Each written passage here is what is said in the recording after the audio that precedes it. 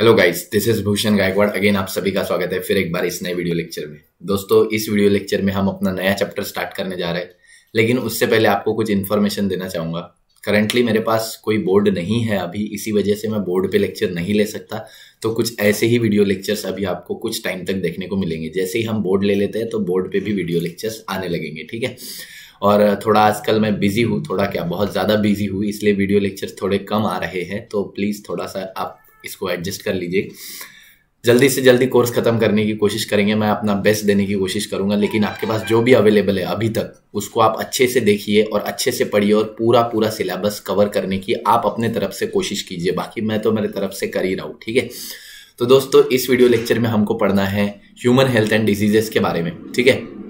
तो बेसिकली जब हम ये चैप्टर पढ़ते हैं तो ये चैप्टर हमारे बुक में इसीलिए दिया गया है ताकि हमें इन्फेक्शंस को लेके, उनके क्योर को लेके, उनके कारणों को लेके अवेयरनेस हो, ठीक है। तो ये सारी चीज़ों का अवेयरनेस फैलाने के लिए हमें ये लेसन दिया गया है। तो ये लेसन बहुत सालों से ये 12th क्लास की बुक में है, लेकिन इस साल 2020 में हमने जब कोरोना का ये देखा दौर, उसमें हमने देखा कि सबसे ज़्यादा ये लेसन जो है बहुत ज़्यादा इंपॉर्टेंट हो जाता है अभी के कंडीशन के हिसाब से, ठीक है। तो हमको क्या क्या चीज़ें अपने लाइफ में यूज़ करनी चाहिए, कैसे प्रिकॉशंस लेने चाहिए, किस तरीके के टेक्निक्स हमको फॉलो करनी चाहिए, या किस तरीके का डिसिप्लिन हम फॉलो कर सकते हैं ताकि हम एक हेल्दी लाइफ जी सके, ठीक है। तो ये सारी चीज़ें हम इस लेसन में कवर करने वाले हैं।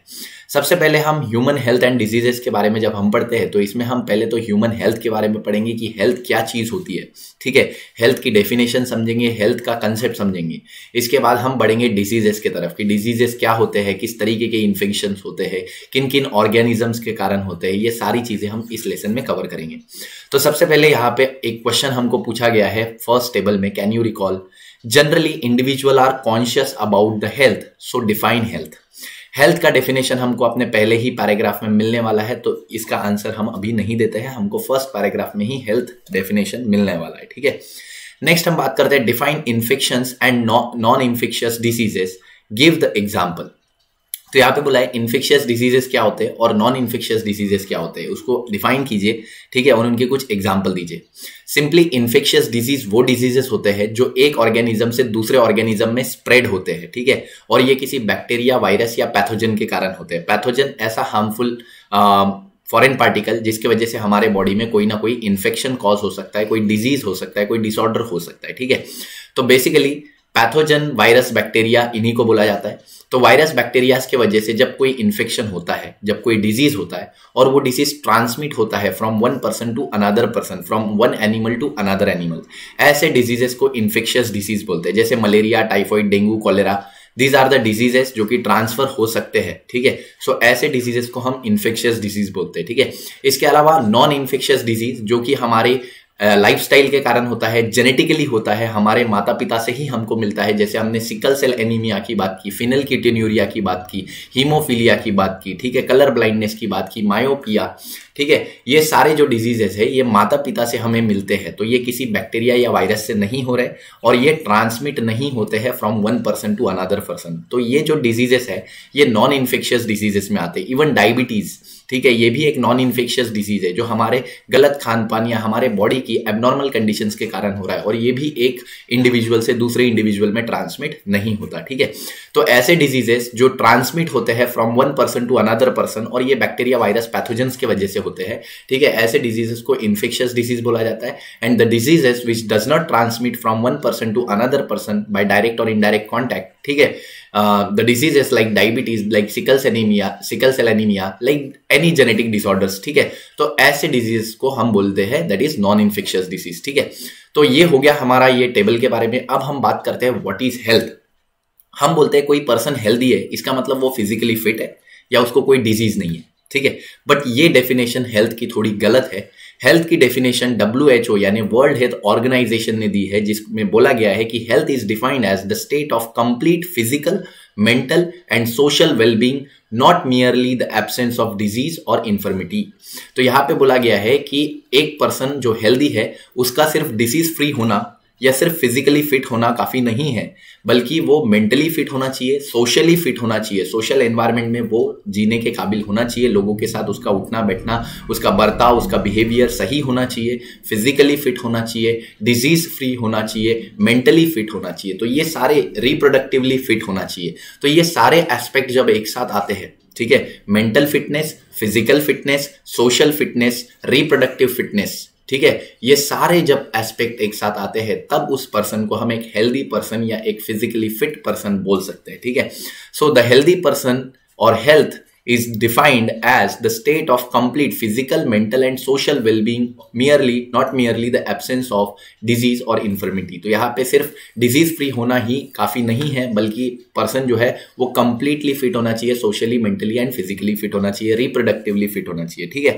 इसके बाद हम बात करते हैं ये जो हेल्थ है, it is the birth right of humans. यहाँ पे बोला गया है कि बर्थ राइट यानी किसी भी पर्सन का हेल्दी होना उसका जन्म सिद्ध अधिकार है। ठीक है, और उसको फुलफिल कराने के लिए गवर्नमेंट ऑफ इंडिया बोलो या कोई भी देश की गवर्नमेंट पूरे तरीके से अपने अपने प्रयास कर रही है। ठीक है, तो इसके बारे में हम आगे देखते हैं कि it reflects the metabolic and functional efficiency. तो हेल्थ हमारे बॉडी की मेटाबॉलिक एफिशिएंसी और फंक्शनल एफिशिएंसी को डिफाइन करता है कि हमारी बॉडी में सारी एक्टिविटीज कितने सही हो रही है, कितनी फंक्शनल हमारी बॉडी है, उससे हमारी हेल्थ डिफाइन होती है। डेफिनेटली अगर हम अनहेल्दी है तो हम अपने डेली लाइफ के फंक्शंस प्रॉपरली नहीं कर पाएंगे। तो फंक्शनैलिटी मीन्स द हेल्दी और हेल्थ, ऐसा हम बोल सकते हैं एक दूसरे एस्पेक्ट से। ठीक है, अब यहां पे बोला गया है to achieve a good health we have to perform the proper hygiene, we have to follow the proper hygiene. ठीक है, balance diet, clean drinking water, ठीक है, पर्सनल एंड कम्युनिटी हाइजीन। तो अगर हमें एक हेल्दी लाइफ जीनी है, एक गुड हेल्थ अगर हमें चाहिए, तो हम एक प्रॉपर हाइजीन हमें फॉलो करनी पड़ेगी, साफ सुथरा हमें रहना पड़ेगा। ठीक है, हमें खुद को भी साफ सुथरा रखना है और सोसाइटी को भी साफ सुथरा रखना है। ठीक है, इसके अलावा हमें एक बैलेंस डाइट लेना जरूरी है, क्लीन ड्रिंकिंग वाटर लेना जरूरी है। ठीक है, रेगुलर फिजिकल एक्सरसाइज यहाँ पे जरूरी है, नॉलेज अबाउट डिजीजेस का नॉलेज होना जरूरी है, अदरवाइज हम उससे बच नहीं पाएंगे। जैसे ज्यादा से ज्यादा आज के कंडीशन में आप देखो, कोरोना के प्रति ज्यादा से ज्यादा अवेयरनेस फैलाई जा रही है। लेकिन क्यों? क्योंकि जितनी ज्यादा अवेयरनेस फैलेगी उतनी ज्यादा लोगों को इस डिसीज के बारे में जानकारी होगी और उतना ज्यादा लोग जो है प्रिकॉशंस लेंगे। ठीक है, और precautions is always better than cure. ठीक है, नेक्स्ट हम बात करते हैं कि इसमें नॉलेज होना चाहिए डिजीजेस की। ठीक है, उसके इफेक्ट का नॉलेज होना चाहिए कि बॉडी पे क्या क्या इफेक्ट हो रही है, प्रॉपर डिस्पोजल ऑफ वेस्ट का प्रॉपर डिस्पोजल होना जरूरी है। इसके अलावा कंट्रोल ऑफ वेक्टर क्या होते हैं? डिसीज फैलाने वाले जो ऑर्गेनिजम्स होते हैं उनको वेक्टर बोलते हैं। जैसे mosquitoes are the major vectors, mosquito हो गया और हमारी हाउस फ्लाई, ठीक है, जो घर में बैठने वाली भिनभिनाने वाली जो मक्खी होती है, और मॉस्क्यूटो, ये सबसे ज्यादा डिसीज फैलाते हैं, तो इनको कंट्रोल करना जरूरी है।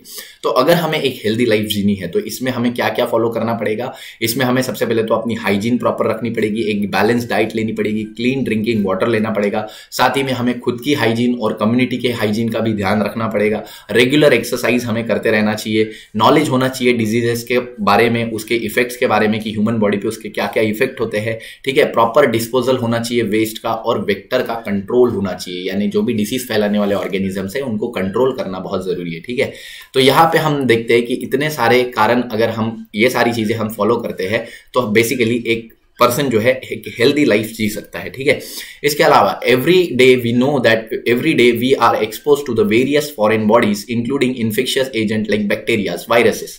तो हर दिन हम नए नए तरीके के वायरस, बैक्टीरियाज के कांटेक्ट में आते रहते हैं, बट इसके बावजूद भी बहुत सारे लोगों को कोई भी इन्फेक्शन नहीं होता और कुछ लोगों को उसका इन्फेक्शन हो जाता है, डिजीज हो जाता है। ठीक है, तो ऐसा क्यों? क्योंकि हमारे बॉडी में हमारा इम्यून सिस्टम एक इंपॉर्टेंट रोल प्ले करता है, जो डिजीजेस के साथ, पैथोजेंस के साथ, बैक्टीरिया, वायरसेस के साथ लड़ता है। तो जिसका इम्यून सिस्टम स्ट्रांग होता है, ऐसा पर्सन रेगुलरली बैक्टीरिया, वायरस के कांटेक्ट में आने के बावजूद भी उसको कोई इन्फेक्शन नहीं होता। लेकिन जिसका इम्यून सिस्टम वीक होता है, वो बैक्टीरिया या वायरस के कांटेक्ट में आने से उसको इन्फेक्शन या डिसीज हो सकता है। ठीक है, तो बेसिकली इसको हम बोलते हैं इम्यून सिस्टम। ठीक है, immune system is the resistance, is the ability to prevent the damage और disease throughout the defence mechanism. तो हमारा डिफेंस मैकेनिज्म होता है इम्यून सिस्टम एक तरीके का, जो हमको डिसीज के साथ लड़ने की ताकत देता है। तो it is basically the resistance, resistance यानी रोकना, ठीक है, डिजीजेस को रोकता है ये इम्यून सिस्टम, ठीक है। अब बात करते हैं इम्यूनिटी के टर्म की। इम्यूनिटी क्या है, इम्यूनिटी को कैसे डिफाइन किया जाए, ठीक है। इम्यूनिटी हमारी रोग प्रतिकारक शक्ति को हम बोलते हैं, हिंदी में जो रोग प्रतिकारक शक्ति होती है जिसको हम बोलते हैं बीमारियों से लड़ने की ताकत, उसी को इम्यूनिटी बोला जाता है। तो immunity has traditionally referred to as a resistance exhibited by the host towards the injury caused by the pathogen and their product. तो यहाँ पे बोला गया है इम्यूनिटी को ट्रेडिशनली रेजिस्टेंस ये वर्ड दिया गया है, रेजिस्टेंस से वर्ड लाया गया है इम्यूनिटी। रेजिस्टेंस का मतलब क्या होता है कि बॉडी रेजिस्ट करती है, रोकती है फॉरेन पैथोजन को, बाहर से आने वाले बैक्टीरिया वायरस को और उनके टॉक्सिक प्रोडक्ट को, ठीक है। तो बॉडी का काम होता है टू रोकना, to stop the foreign pathogen including bacteria virus any, ठीक है। तो इस तरीके से हम इम्यूनिटी को डिफाइन करते हैं, ठीक है। इसके अलावा हम यहाँ पे एक और टर्म पढ़ते हैं कि इम्यूनिटी हमारी जो है, immunity is in fact the freedom और एक्सेम्प्ट। तो हमको फ्रीडम होता है, एक्सेम्प्ट होता है from diseases, from unhealthy habits. तो जब हमारी बॉडी एक फिट कंडीशन में होती है, एक हेल्दी कंडीशन में होती है, that means we have the physical freedom, ठीक है। ऐसे टाइम पे हमारी बॉडी में एक फ्रीडम है, इसी को इम्यूनिटी बोला जाता है, ठीक है। और ये इम्यूनिटी, ये जो टर्म थी, ये जो कंसेप्ट था, सबसे पहले बताने वाले जो साइंटिस्ट थे वो थे एडवर्ड जेनर। इन्होंने सबसे पहली वैक्सीन तैयार की थी। ये क्वेश्चन MST CT में भी पूछा जाता है, इवन बोर्ड्स के एग्जाम में भी पूछा जाता है। द फर्स्ट वैक्सीन प्रिपेयर्ड, ठीक है, it was against the cowpox. Cowpox virus के लिए ये फर्स्ट वैक्सीन प्रिपेयर की गई थी और ये की गई थी एडवर्ड जेनर के द्वारा, ठीक है। तो Edward Jenner was the first scientist हम बोल सकते हैं कि जिन्होंने काउपॉक्स के लिए पहली वैक्सीन तैयार की, और इन्होंने ही इम्यूनिटी का कंसेप्ट लोगों के सामने रखा कि हमारी बॉडी में कोई ऐसी इम्यूनिटी, कोई ऐसी ताकत है जो बीमारियों को रोकती है, ठीक है। इसके अलावा इम्यूनोलॉजी के बारे में जानते हैं। इम्यूनोलॉजी एक बहुत बड़ी ब्रांच है बायोलॉजी की। It is a complete branch of biology which deals with the study of immune system, जो हमारे इम्यून सिस्टम की स्टडी के साथ डील करती है। It deals with the immune responses, किस तरीके के इम्यून रिस्पॉन्सेस हमारी बॉडी शो करती है to the foreign substances and their role in the resisting infection by pathogen. तो immunology is a branch of biology which are dealing with immune system, ठीक है, the study of immune system, the role of immune system, ठीक है, to resist the foreign pathogen. हमारे body में कोई भी foreign pathogen आता है तो उसको हमारी बॉडी कैसे रोकती है, वो पूरा फिनोमिना, वो पूरा प्रोसेस जिसमें हम स्टडी करते हैं उसको हम बोलते हैं इम्यूनोलॉजी, जिसमें हम इम्यून ऑर्गन्स के बारे में बात करते हैं, इम्यूनिटी के लिए जो ऑर्गन्स रिस्पॉन्सिबल होते हैं, सेल्स के बारे में बात करते हैं, कौन कौन से सेल्स रिस्पॉन्सिबल होते हैं, प्रोसेसेस की बात करते हैं कि क्या क्या प्रोसेसेस होती है जिसके थ्रू हमारी बॉडी खुद को बचाती है from invaders, from foreign pathogen, bacterias and viruses, ठीक है। नेक्स्ट हम बात करते हैं the most important characteristic of immune system is to distinguish between the body self own cell and non self cell. देखो, बॉडी में एक ही क्राइटेरिया, एक ही फंडा चलता है। बॉडी को अगर खुद को बचाना है फॉरेन पैथोजन से, बाहर से आने वाले वायरस, बैक्टीरिया या किसी से भी, तो बॉडी में एक ही रोल होता है। बॉडी दो तरीके से चीजों को डिफरेंशिएट करती है, एक बॉडी के खुद के सेल और दूसरा बाहर से आने वाला सेल्फ। तो यहां से दो चीजें बॉडी जो है डिस्टिंग्विश करती है, self and non self. Self मतलब खुद का, जो बॉडी का खुद का पार्ट है उसको बॉडी कभी हार्म नहीं पहुंचाएगी।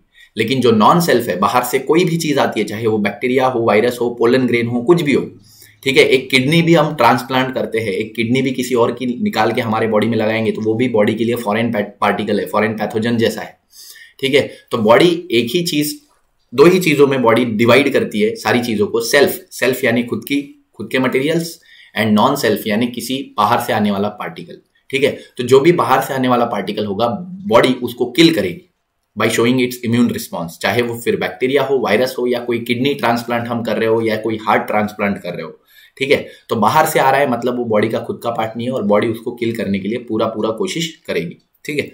तो भी ये कैसे होता है वो हम आगे देखेंगे। किडनी ट्रांसप्लांट होता है, हार्ट ट्रांसप्लांट होता है, इसके लिए हमारे इम्यून सिस्टम को वीक कर दिया जाता है, स्टॉप कर दिया जाता है, जिससे इम्यून सिस्टम सप्रेस होता है, तो फिर बॉडी कोई इम्यून रिस्पॉन्स जनरेट नहीं करती और हार्ट या किडनी जो है वो ट्रांसप्लांट की जाती है, ठीक है। तो बेसिकली हम बात करते हैं यहाँ पे द मोस्ट इंपॉर्टेंट कैरेक्टरिस्टिक जो इम्यून सिस्टम का है, ये दो तरीके से डिस्टिंग्विश करती है चीजों को, सेल्फ एंड नॉन सेल्फ, ठीक है। खुद का पार्टिकल और खुद का जो पार्टिकल नहीं है, ठीक है। कोई भी फॉरेन पार्टिकल, कोई भी फॉरेन सब्सटेंस जो इन्वेड करता है बॉडी में, ठीक है, and it is capable of stimulating the immune response is called as antigen.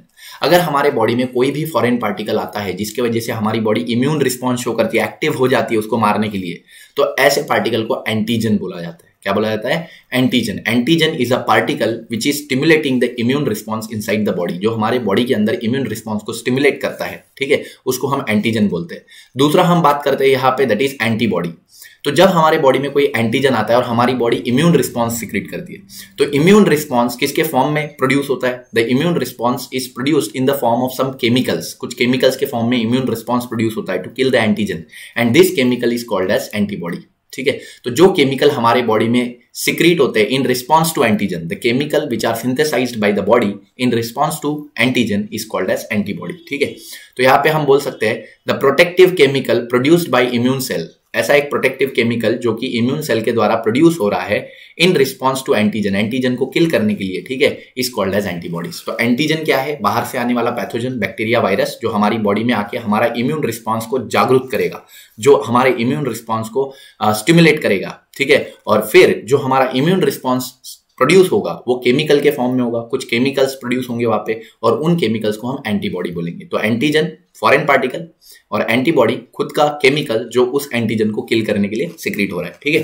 तो यहां तक हमने इंट्रोडक्शन देख लिया है इस चैप्टर का। आई होप ये जो इंट्रोडक्शन पार्ट जो है आपको पसंद आया होगा। अगर पसंद आया तो वीडियो को लाइक कर दीजिए, दोस्तों के साथ शेयर कर दीजिए, चैनल के साथ बने रहिए, ऐसे ही सपोर्ट करते रहिए। ठीक है, वीडियो पसंद आते रहे तो दबा के लाइक करते रहिए वीडियो को, ताकि नए नए वीडियोज के नोटिफिकेशंस भी आपको मिलते रहे।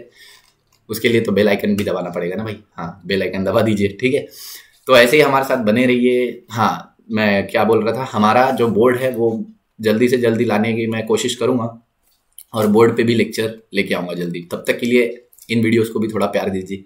ठीक है, और नोट्स की बात बहुत लोग मुझे पूछते हैं। नोट्स मैं हमेशा बोलता हूँ कि स्टेट बोर्ड का ये जो बुक है जिससे मैं अभी पढ़ा रहा हूँ, ये बुक बहुत ही इंपॉर्टेंट है, और यही बुक बेस्ट नोट है तुम्हारे पास। दुनिया के सबसे बेस्ट नोट्स तुम्हारे पास है और तुम मेरे से नोट्स मांगते हो। ठीक है, इन्हीं नोट्स को प्रिपेयर करो, पढ़ो शुरू से लेके आखिरी तक, और इसी को सॉल्व करो। ठीक है, और इससे आपको बहुत अच्छा फायदा मिलेगा। ठीक है, इसके अलावा आपको ये MST CT और नीट दोनों में ही वर्क करेंगे। ठीक है, तो ऐसे ही हमारे चैनल के साथ बने रहिए, जिंदगी के मजे लेते रहिए। तब तक के लिए खुश रहिए। Thank you very much.